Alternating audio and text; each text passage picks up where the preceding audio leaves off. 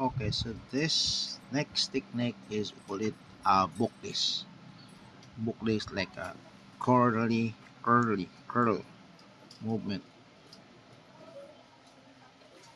Just an aberta bookless, this sarada bookless, and connects into a cross movement. So it's a horizontal and ended with a vertical cut. So cruzada, bookless, cross. Cruzada from sarada, bookless, cross. Bookless, then horizontal cut. Okay, bookless, cross, down. Bookless, fraile with bookless. Pluma, you can also apply bookless. Fraile, then followed by bookless. Okay, okay.